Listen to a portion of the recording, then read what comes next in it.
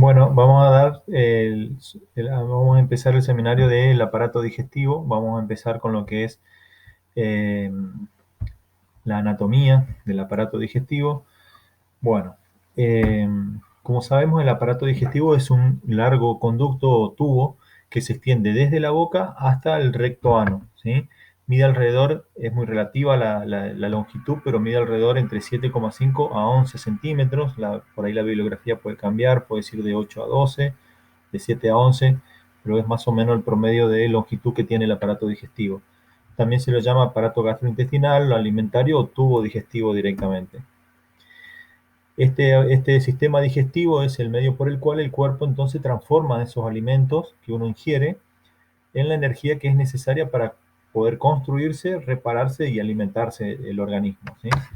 Dentro de esto, entonces, el aparato digestivo también está formado por un tubo largo, ¿sí? Que es un órgano hueco, como sabemos, y con glándulas anexas. La función de todo esto es transformar los alimentos en moléculas más simples que puedan pasar al torrente sanguíneo y de esa manera poder incorporarse a las células del organismo para servir como nutrientes.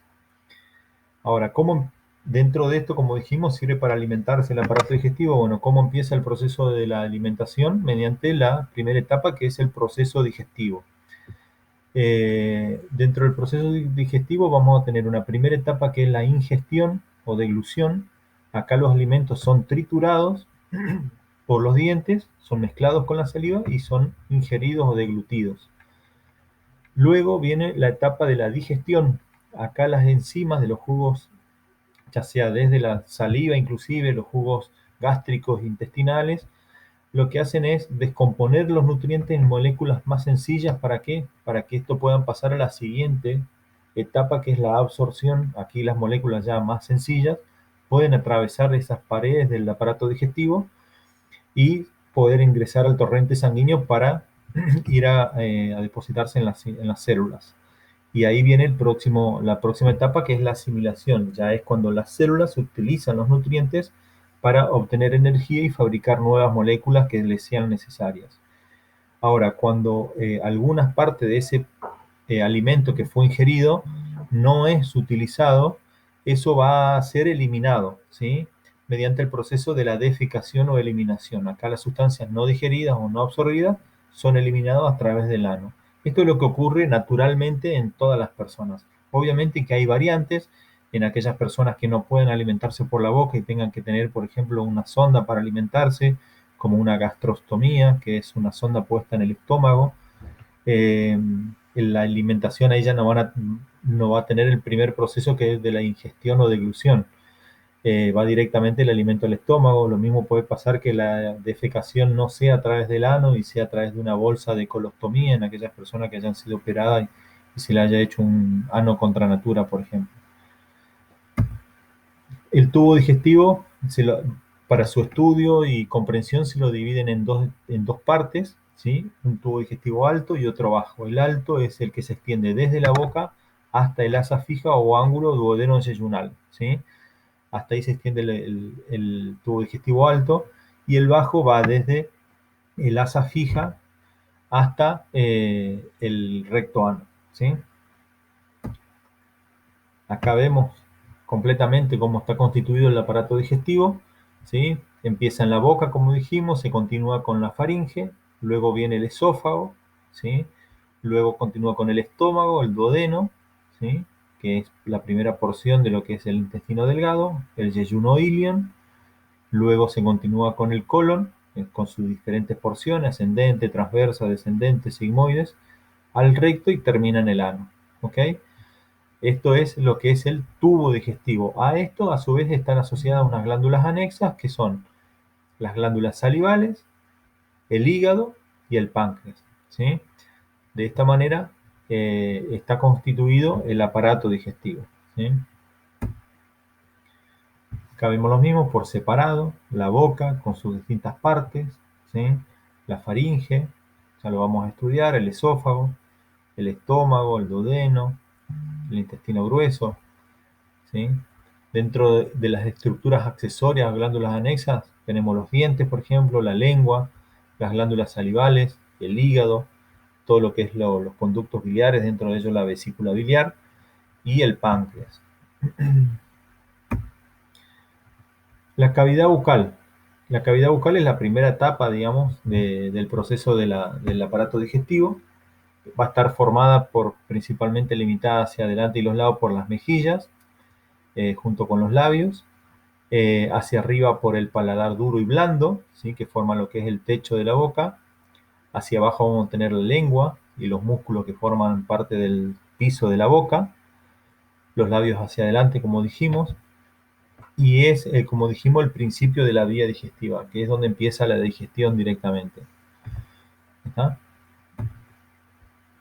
Dentro de esto tenemos las glándulas salivales o accesorias, ¿sí? Que son las que producen saliva, que es una secreción acuosa, alcalina, que también contiene moco y sirve para lubricar el alimento. Y de esa manera se mezcla el alimento con la saliva y se forma lo que es el bolo alimenticio. Este bolo alimenticio ya empieza a tener una primera etapa de digestión química, principalmente de los hidratos de carbono a través de lo que es la amilasa salival o tialina, ¿sí? Dentro de las glándulas anexas salivales tenemos la parótida, las glándulas submaxilares y las sublinguales. Esas son las tres principales, digamos, ¿sí? ¿Qué pasa? Una vez que se formó el bolo alimenticio, ¿sí? Fue triturado ese bolo alimenticio y mezclado con la saliva, se produce el proceso de la deglución. El proceso de la deglución tiene dos fases, una fase oral y una faríngea. ¿Sí? El proceso de la deglución es aquel proceso que hace que el alimento o bolo alimenticio pase desde la boca hacia la faringe para llegar al esófago. La fase oral es un proceso voluntario, ¿sí? O sea, uno decide en qué momento quiere tragar. Acá la lengua lo que hace es comprimir el bolo alimentario hacia el paladar y lo empuja hacia atrás. Ese es el movimiento que hace la lengua. Luego viene la segunda fase, ¿sí? Que ya es un acto involuntario o reflejo, donde el paladar blando se va a elevar, ¿sí? Hacia arriba para cerrar la cavidad nasal y que el alimento no se vaya hacia las fosas nasales. La epiglotis va a ascender, ¿sí? Perdón, la epiglotis va a descender. ¿Por qué? Porque en realidad lo que ocurre es que la laringe asciende. Lo que pasa es que la laringe asciende, entonces la epiglotis hace un mecanismo que como que desciende y tapa lo que es la laringe para evitar justamente que el bolo alimenticio no se vaya hacia la vía aérea. Y luego la faringe, mediante un proceso peristáltico, ¿sí? De contracción del músculo, de los músculos faringeos, impulsa el bolo alimenticio hacia la faringe y de ahí hacia el esófago. Ahora, cuando este proceso falla, se puede producir lo que se llama el atragantamiento, que es aquel proceso donde el alimento se va hacia la vía aérea o queda obstruyendo lo que es la entrada de la vía aérea. ¿Qué es lo que hay que hacer en ese caso? Es una urgencia, una emergencia, donde lo que hay que hacer es tratar de despejar la vía aérea, ¿sí? Para eso se comprime con un puño, con ambos puños, digamos, por debajo del esternón, ¿sí? Y se lo presiona hacia atrás y hacia arriba, ¿sí? Hacia adentro y hacia arriba. Eh, Se puede hacer en un ángulo de 45 grados, se puede repetir entre 6 a 10 veces, ¿sí? Y de esa manera lo que hace es expulsar el cuerpo extraño por la boca, digamos. Si en caso que esto fracase, lo que hay que hacer es tratar de ventilar que llegue aire a los pulmones del paciente mediante una traqueotomía, una cricotiroideotomía, por ejemplo. Bueno, la faringe, que es la segunda parte del aparato digestivo, es eh, el pasaje acá también forma parte del pasaje del aparato respiratorio por un lado, donde comunica las fosas nasales con la laringe y la cavidad bucal con el esófago, ¿sí? O sea, es el pasaje entre el sistema respiratorio y digestivo. Eh, es un conducto en forma de embudo, ¿sí? Que se extiende desde las coanas, ¿sí? Eh, y está constituido por músculo esquelético y revestida también por mucosas y se divide en tres partes: la orofaringe, la bucofaringe u orofaringe y la laringofaringe o hipofaringe también. ¿Está? Se ubica por delante de la columna vertebral cervical, ¿sí? Por detrás de las fosas nasales, por detrás de la cavidad bucal y por detrás de la laringe. ¿Estamos? Se extiende desde la base del cráneo, ¿sí? De la apófisis basilar, del occipital y del cuerpo del efenoide, ¿sí? Ahí están sus inserciones superiores, hasta el borde inferior de la sexta vértebra cervical, donde se va a continuar con el esófago principalmente, ¿sí? La forma, como dijimos, tiene una forma de embudo, incompleto en su cara anterior, ¿sí? Porque dijimos que se comunica con las fosas nasales, la cavidad bucal y la laringe. Tiene una longitud entre 3 y 16 centímetros. Bueno, por ahí van a encontrar también la bibliografía que mide 15 centímetros. Un diámetro transverso de 4 centímetros y, perdón, transversal, sí, de 4 centímetros y un diámetro anteroposterior de 2 centímetros. Su extremo superior se inserta, como dijimos, en la base del cráneo, ¿sí? Por un tracto fibroso central y dos laterales que están fuertemente adheridos. Y su extremo inferior, como dijimos, se va a continuar con el esófago eh, y se va a unir a nivel de la sexta vértebra o borde inferior de la sexta vértebra cervical eh, y con el cartílago cricoides, ¿sí? Y a partir de ahí se va a continuar con lo que es el esófago. ¿Estamos? ¿Con quién se va a relacionar la faringe? En la parte superior principalmente va a estar en relación con el espacio maxilofaringeo, que es este espacio, ¿sí? Maxilofaringeo. Acá vamos a tener a la carótida y la yugular interna, esta sería la yugular, esta es la carótida interna, los nervios glosofaringeo, ¿sí? Neumogástrico y el hipogloso, ¿sí? A la glándula parótida más afuera, ¿sí? Y ahora también a la carótida externa un poco más afuera. Y la yugular externa también un poco más hacia afuera y hacia adelante. Esas son las relaciones en la parte superior y lateral de la faringe. Ahora en la parte más inferior de la laringe, de la faringe, perdón, se va a relacionar con el paquete vasculonervioso del cuello formado por la carótida, la yugular interna y el neumogástrico y por los cuerpos de las glándulas tiroides y sus pedículos vasculares. Dentro de la configuración interna, vamos a decir que, bueno, que la faringe se divide en tres porciones, como dijimos, una nasofaringe, la bucofaringe o orofaringe y la laringofaringe. En la rinofaringe, ¿qué vamos a encontrar? Que en la parte superior va a encontrar los folículos que forman las amígdalas faringe o adenoides, ¿sí? A veces en los chicos hay que prestar atención porque estas adenoides pueden estar hipertrofiadas, o sea, son mucho más grandes y terminan obstruyendo lo que son las coanas, y eso hace que son los chicos que duermen con la boca abierta, digamos, ¿sí? Para poder respirar. ¿Por qué? Porque acá tienen menor entrada de aire por las fosas nasales, entonces no le alcanza, por eso tienen que, y la forma de darse cuenta es que el nene duerme con la boca abierta, digamos. ¿Eso a qué lleva? A que obviamente puede ingresar ¿cómo es? Alguna bacteria, algún bicho, algo por la boca y bueno, producir alguna alteración, ¿sí? En la parte anterior no hay una pared, obviamente, porque se comunica con las fosas nasales a través de las coanas, ¿sí? Hacia atrás va a tener una forma curva, ¿sí? Cóncava hacia adelante, que es la que se inserta en las primeras vértebras cervicales. A nivel lateral vamos a aparecer también los orificios faringeos, ¿sí? De la trompa de Eustaquio, ¿sí? Y por detrás la fosita de Rosenmüller, ¿sí? Esa es la trompa de Eustaquio, es el conducto por el cual se comunica la caja del tímpano, que es el oído medio, con la rinofaringe, ¿sí? Y hacia abajo se va a limitar, ¿sí? Con el paladar blando, ¿está? Que es formado por el velo del paladar, ¿está? La orofaringe vamos a tener, que es la porción que comunica por delante con la cavidad bucal a través de lo que es el istmo de las fauces. El istmo de la fauce va a estar limitado hacia arriba por el velo del paladar, ¿sí? Hacia adelante, digamos, lo que son los pilares del velo del paladar y las amígdalas palatina. Hacia abajo va a estar la base de la lengua, ¿sí? Eso es lo que forma lo que es el istmo de las fauces. Luego, la faringe hacia atrás va a presentar unos relieves formados por también folículos linfoideos, ¿sí? De la faringe, a nivel de la orofaringe.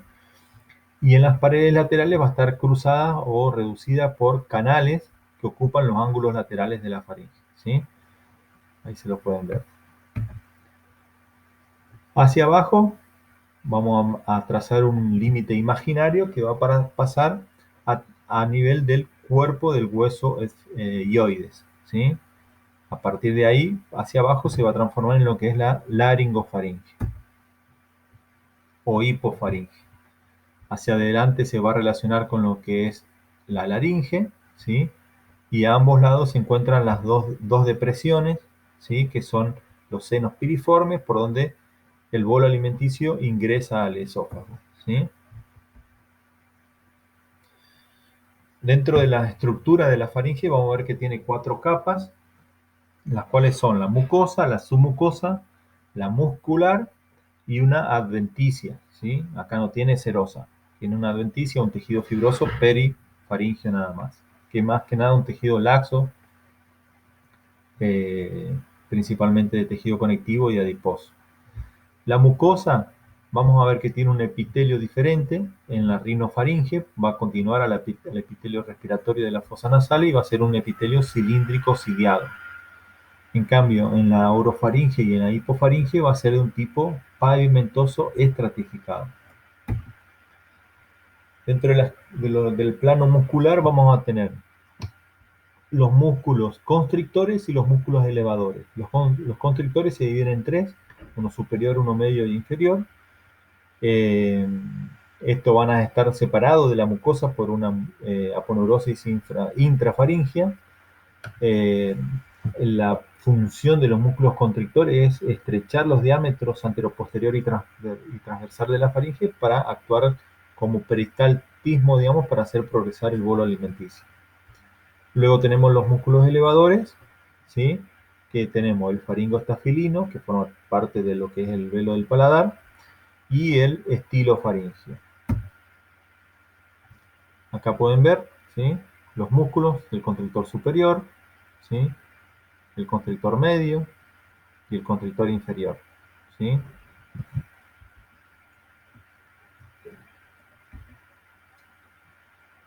Ahí lo vemos, el constrictor superior nace de la parte inferior del ala interna de la apófisis pterigoides, ¿sí? La apófisis pterigoides está acá, el ala interna de la apófisis pterigoides, ahí nace lo que es el constrictor superior, perdón, se dirige hacia atrás y se va a unir con el del lado opuesto a través de lo que es el rafe faringio, que ahora lo vamos a ver. Luego tenemos lo que es el constrictor medio, que se va a originar en el borde posterior del asta mayor y en la cara superior en el borde posterior del asta menor del hueso hioides y en la cara superior del asta mayor del hueso hioides, ¿sí? De ahí también se va a dirigir hacia atrás, ¿sí? Y se va a unir con el del lado opuesto a través del rafe medio.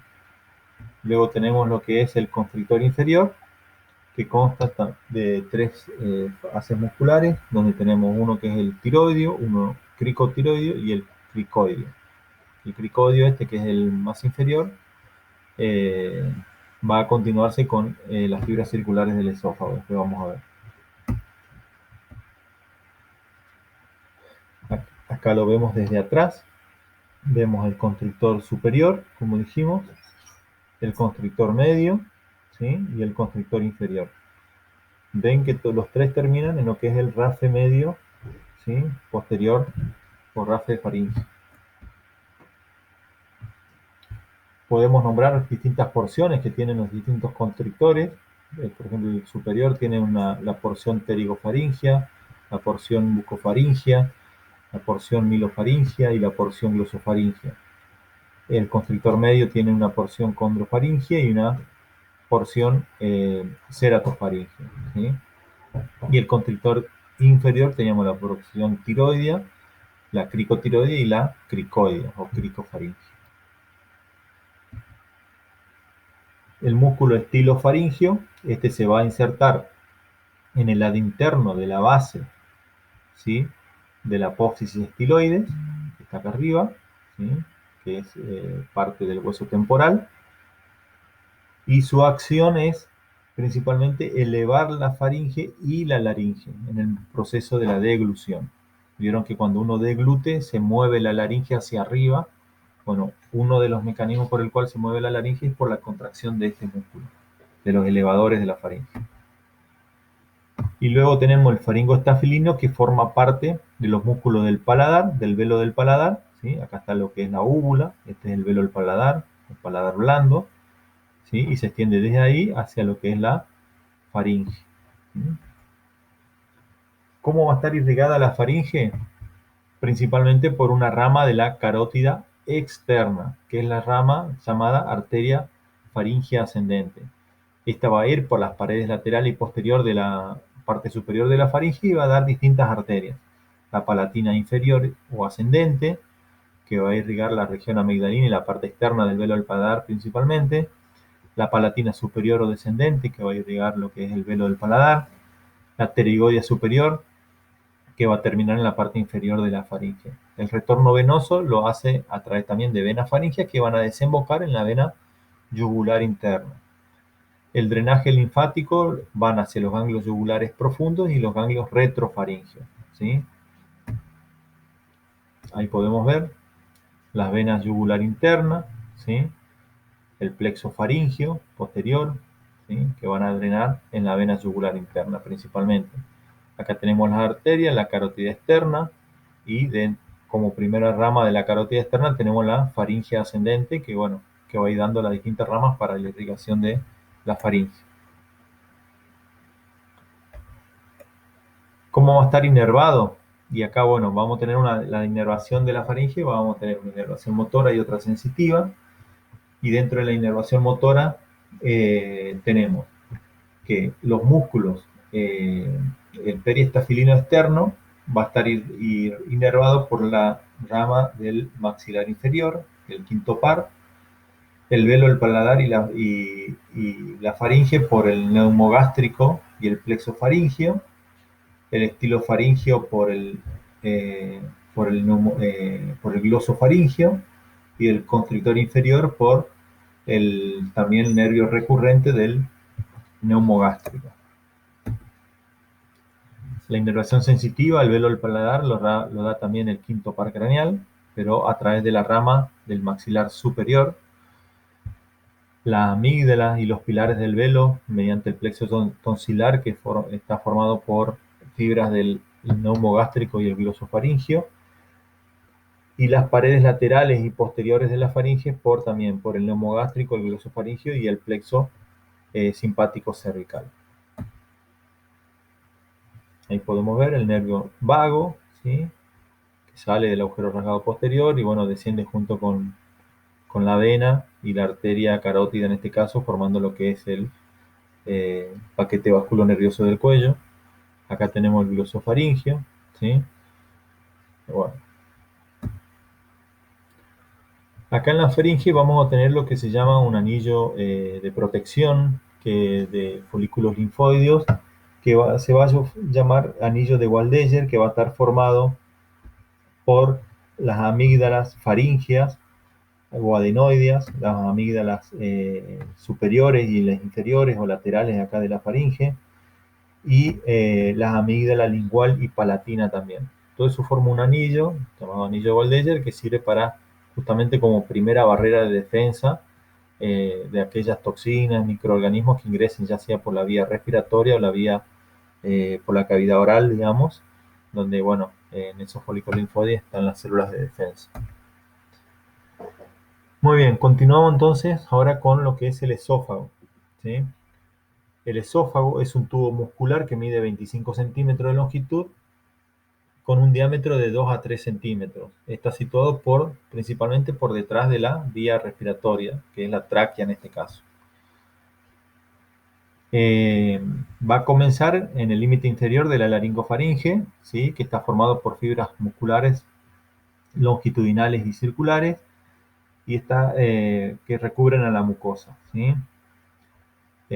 Acá, por el esófago, acá los alimentos van a ser transportados desde la faringe hasta el estómago. O sea, es un tubo de contacto solamente o de comunicación entre la faringe y el estómago, ¿sí?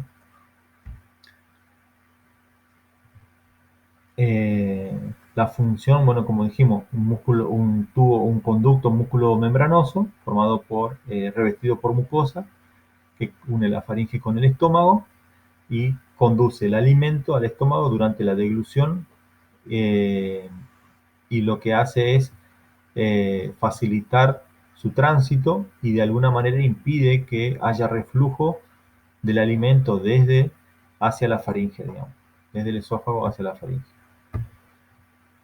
Eh, la situación y partes del esófago, vamos a saber que comienza a la altura del borde inferior del cricoides o que está frente a lo que es la sexta vértebra cervical y se termina uniendo con el estómago a nivel del cardias, que está a nivel de la undécima vértebra eh, torácica, ¿sí?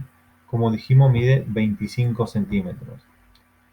En su trayecto corre, eh, como dijimos, por la parte inferior del cuello, atraviesa todo lo que es el tórax, en el mediastino posterior principalmente, atraviesa el diafragma por el hiato esofágico y alcanza el abdomen, donde se continúa a través del cardio con el esófago, con el estómago, ¿sí? Se pueden dividir en él 4 porciones, una cervical entonces, una torácica, una diafragmática y una abdominal. La porción cervical se va desde su origen, que es la sexta vértebra cervical o la unión faringoesofágica, hasta el orificio o la apertura superior del tórax, ¿sí? Acá en el cuello estaría ocupando lo que es el espacio visceral, que es el espacio medio del cuello, ¿sí? A nivel de la porción torácica, vamos a ver que el esófago recorre toda la longitud del esófago en la parte superior del mediastino y luego se ubica en lo que es el mediastino posterior, ¿sí? En la parte superior se ubica por detrás de la tráquea, como dijimos, y por delante de la columna vertebral. Hacia la izquierda va a estar el callado aórtico y hacia la derecha vamos a encontrar la vena ácidos, ¿sí? En la parte del mediastino posterior se va a ubicar a ambos lados, perdón, por dentro de ambas pleuras mediastínicas, ¿sí? Por detrás de lo que es el bronquio izquierdo y el callado aórtico, ¿sí? Y el pericardio, ¿estamos? Por detrás, sí, del bronquio izquierdo y el pericardio. Va a estar separado de alguna manera de la aorta descendente, que se va a ir colocando, se va a ir separando la aorta de la aorta descendente, que se va a ir colocando de lo que es primero por el lado izquierdo y luego por detrás, en la parte más inferior, ya se termina ubicando por detrás del esófago, ¿sí? Entre lo que es el esófago y la columna vertebral. En la porción diafragmática vamos a ver que pasa por el hiato esofágico, es muy corto, ¿sí? Que está limitado por lo que son los pilares del diafragma que forman lo que es el esfínter esofágico inferior. ¿Está? Y luego tenemos una última porción que es la porción intraabdominal o abdominal, que es corta, solamente mide 3 centímetros, ocupa el espacio supramesocolónico del abdomen y se ubica por detrás de lo que es el lóbulo izquierdo del hígado. En su forma podemos decir que no es rectilíneo, presenta una serie de curvaturas en el plano sagital, se adapta a las curvas que presenta la columna dorsal en este caso, y en su plano frontal vamos a ver que tiene un desplazamiento primero hacia la derecha que lo provoca el callado aórtico a nivel de la cuarta vértebra dorsal, y luego se dirige hacia la izquierda, ¿sí? Para, a nivel de la séptima vértebra dorsal, para ir saliendo, digamos, a través del diafragma para unirse al estómago. ¿Sí? Acá vemos en el plano sagital, donde tienen las curvas que presentan la misma columna, y en el plano frontal, donde primero está lateralizado hacia la derecha y luego se va lateralizando hacia la izquierda para unirse al estómago.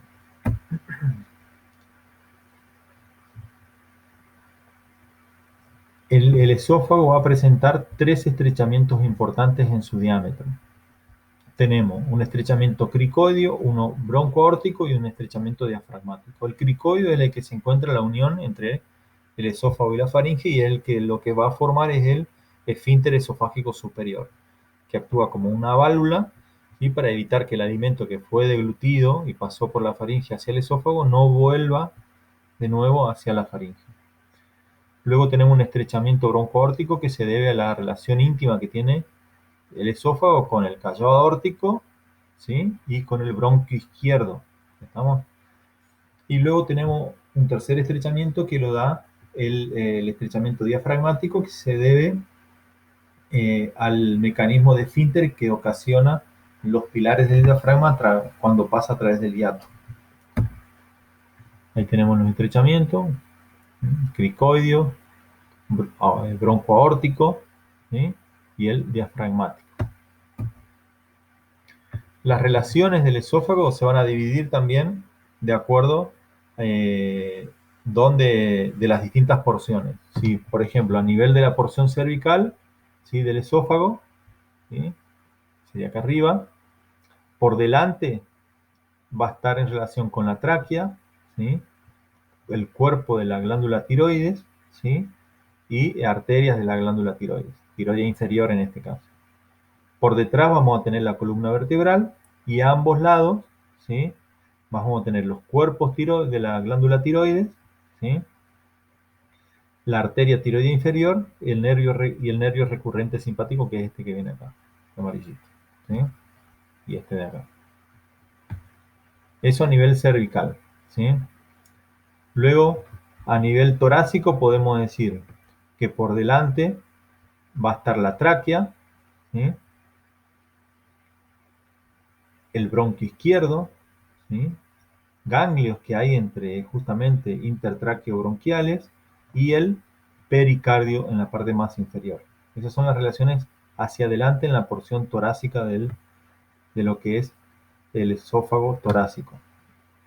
Por detrás va a estar en relación con la columna vertebral y las venas ácidos mayor y menor, ¿sí? Por detrás. Y en la parte más inferior va a estar relacionado con la aorta descendente, ¿sí? Y también las arterias intercostales derechas, ¿sí? Principalmente. A los lados, a la derecha, vamos a tener lo que es la vena ácido, ¿sí?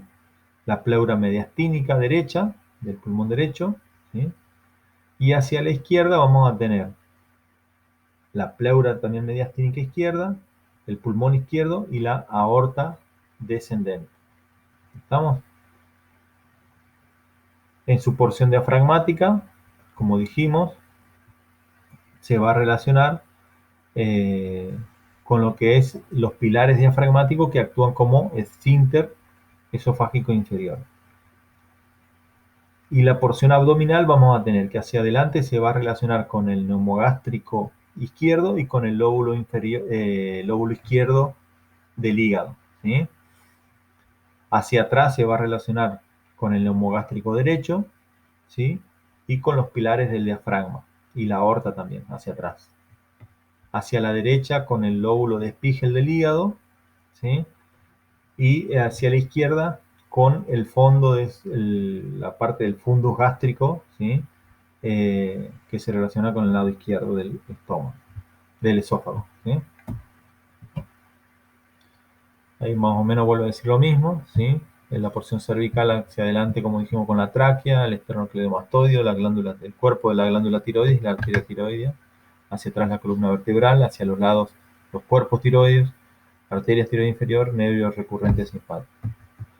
En la porción torácica hacia adelante la tráquea, el bronquio izquierdo, los ganglios y el pericardio, hacia atrás por la columna vertebral y las venas ácigos, mayor y menor, y la aorta, en la porción más inferior. Hacia los lados, hacia la derecha, teníamos la pleura mediastínica y el callado de las ácigos, y hacia la izquierda, la pleura también, el pulmón izquierdo y la aorta descendente. ¿Sí? Luego, en la porción diafragmática, está rodeado por las fibras musculares del diafragma, por los pilares principalmente que actúan como esfínter, y en la porción abdominal hacia adelante el neumogástrico izquierdo y el lóbulo izquierdo del hígado, hacia atrás el neumogástrico derecho y los pilares del diafragma y la aorta. Hacia la derecha el lóbulo de Spiegel del hígado, ¿sí? O primer segmento hepático, y hacia la izquierda por el fondo de saco del estómago, ¿sí? Que es el fondo gástrico. Dentro de su estructura, acá el esófago también va a tener, tiene una pared bastante gruesa y se va a distinguir lo que es una mucosa, una submucosa, una muscular y una capa fibrosa, principalmente. La mucosa tiene un epitelio plano estratificado, donde presenta pliegues, ¿sí? Que recorren toda la luz, digamos, en sentido longitudinal, y al estar así cerrada, virtualmente cerrada, y muy estrechada, presenta al corte un aspecto estrellado. Acá vemos la parte de la mucosa, la forma longitudinal de esos pliegues que están cerrados. La submucosa es rica en vasos y nervios, ¿sí? Contiene glándulas esofágicas que producen moco para lubricar y proteger la pared durante el tránsito del alimento por el esófago. Tiene una capa muscular que se divide en una capa longitudinal externa, ¿sí? Donde se inserta, esta en la capa longitudinal en la cara posterior de la faringe, es el principal ligamento suspensorio del esófago, ¿sí? Y se va a extender hacia todas las caras del esófago en forma descendente, ¿sí? Y unas fibras circulares internas, ¿sí? Que se continúan por arriba con las fibras transversales del constrictor inferior de la faringe, como habíamos visto, que era la porción cricoidea del constrictor inferior, y hacia abajo con las fibras circulares del estómago. Acá, si ustedes ven, estas son las fibras longitudinales externas, acá las circulares que son internas, acá también, y acá ustedes ven que en la porción superior tenemos que las fibras longitudinales, al insertarse en la laringe, como que se desvían de su trayecto y van dejando como un triángulo, ¿sí? Acá en la cara posterior del esófago, perdón, la cara posterior del esófago, que está limitado hacia arriba por el esfínter esofágico superior, ¿sí? Hacia los lados por las dos vertientes que se abre en forma de D corta, las fibras longitudinales del esófago, y deja esta zona más débil, tapizado solamente por fibras circulares, y es una zona donde se pueden formar, que se llama triángulo de Leimer, donde se pueden formar lo que son los divertículos esofágicos, ¿sí? Se forman verdaderos divertículos, ¿sí? Que son como pequeños sacos, donde el alimento, en vez de seguir en el trayecto del esófago hacia abajo, pueden acumularse en ese saco y llevan a que ese alimento permanezca ahí por varios días, se pudre, digamos, y da un aliento fétido como manifestación clínica. Aparte de la dificultad también en la deglución, pueden producir otro síntoma como que se llama disfagia. Luego, por fuera de la capa muscular, tenemos lo que es la capa fibrosa, que es un tejido conectivo que tapiza todo el órgano, excepto en lo que es la porción abdominal, donde acá va a tener una serosa peritoneal, ¿sí? La cuarta capa es serosa, pero solamente en la porción abdominal del esófago. ¿Cómo va a estar irrigado, vascularizado por las arterias? Podemos decir que el esófago vive de prestado, ¿sí? No tiene arterias propias, recibe colaterales de ramas de arterias que van hacia otros órganos. Por ejemplo, en el esófago cervical recibe ramas esofágicas de la arteria tiroidea inferior. A nivel torácico recibe ramas esofágicas de la aorta torácica descendente y de las arterias bronquiales, ¿sí? Y a nivel diafragmático y abdominal, ramas de la gástrica izquierda, ¿sí? O de la arteria frénica inferior izquierda. Ahí podemos ver las arterias, ¿sí? Las tiroideas, ¿sí? Que dan ramas en el tercio superior principalmente del esófago, las bronquiales, ¿sí? Ramas de la aorta y, y acá en la parte inferior principalmente por la arteria de la gástrica izquierda y la diafragmática inferior izquierda, que da pequeños ramitos también para el tercio inferior del esófago. Las venas son plexos intramurales que drenan en diferentes venas. Por ejemplo, la porción superior o cervical drena hacia las venas tiroideas inferiores.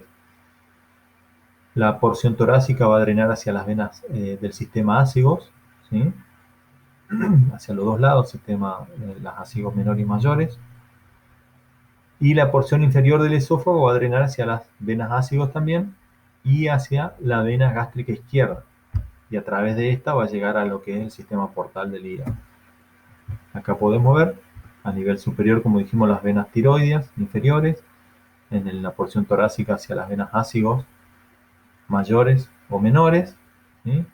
Y en el tercio inferior pueden ir hacia las venas ácigos, ¿sí? En forma ascendente o en forma descendente hacia la vena gástrica izquierda, que termina desembocando en ya sea en la vena esplénica o formando un tronco común y termina formando lo que es la vena porta que va hacia el hígado. ¿Qué pasa con esto? Que cuando un paciente tiene cirrosis hepática, o sea, el hígado se transforma en un tejido fibroso, una de las principales causas es el alcoholismo o la hepatitis C principalmente. Hay otras causas también, muchas causas, pero esas son las principales. Ese tejido fibroso del hígado hace que todo lo que llega de sangre hacia el hígado no tenga buena circulación. Por lo tanto, las venas se van ingurgitando, o sea, no llega sangre al hígado, entonces el sistema portal se va como ingurgitando de sangre y hace que las venas afluentes del sistema portal se vayan dilatando. Y acá lo que ocurre a nivel del esófago es que esas venas al dilatarse forman varices, que son las llamadas varices esofágicas, que es una de las causas de hemorragia digestiva alta en los pacientes alcohólicos. También hay que decir en esto que es uno de los lugares de comunicación, de unión o comunicación portosistémica, ¿sí? Todo lo que es la sangre del aparato digestivo, que es del estómago, todo el intestino delgado, el intestino grueso, que se absorben los alimentos, pasan a la sangre, pasan al sistema portal y por el sistema portal vienen hacia el hígado, se produce el metabolismo de esos nutrientes y de ahí, a través de las venas suprahepáticas, van hacia la vena cava y de la vena cava al corazón y el corazón se encarga de distribuirla a todo el organismo. Ahora, ¿qué pasa cuando el hígado no está funcionando bien? Hay forma de comunicar el sistema portal con el sistema sistémico mediante estas venas justamente, que son la gástrica izquierda a través de las esofágicas inferiores, que lleva la vena hacia las ácigos y de la ácigo a la vena cava superior y de ahí al corazón y de ahí se distribuye, sin pasar por la vena, por el sistema portal del hígado, que iría por la cava inferior. ¿Se entiende? Bueno. Los linfáticos, acá vamos a tener, también van a ser plexos intramurales y van a drenar a diferentes tipos o grupos ganglionares. La porción cervical drena hacia los ganglios cervicales profundos, la porción torácica hacia los ganglios mediastinos posteriores y la porción abdominal hacia los ganglios gástricos izquierdos principalmente. Ahí tenemos los ganglios, ¿sí? En la parte superior hacia los cervicales profundos, en la parte torácica hacia los mediastínicos y ¿sí? hacia los mediastínicos que dijimos, posteriores, y el tercio inferior o abdominal hacia los ganglios gástricos izquierdos. La inervación principalmente procede del nervio vago.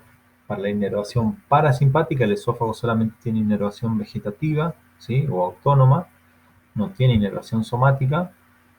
Eh, por lo tanto, tenemos que el parasimpático lo va a hacer a través del nervio vago y el sistema simpático a través de las cadenas de los espláncnicos, ¿sí? La cadena laterovertebral simpática. Va a formar dos plexos, uno que va a estar, un plexo que es en la capa muscular, plexo muscular o de Rambier, ¿sí? Donde acá se forman las fibras, terminan en las placas o manchas motoras de Rambier. Y luego otro plexo que está en el plano submucoso o mucoso, ¿sí?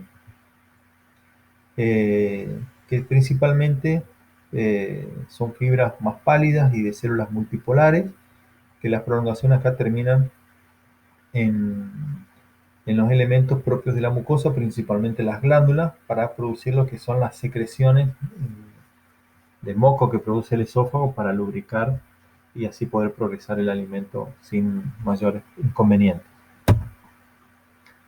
Acá tenemos lo mismo, ¿sí? Una capa muscular y una capa submucosa, ¿sí? Bueno, continuamos entonces con el esófago ahora. Perdón, con el estómago, pero vamos a cortar acá y continuamos en otro video.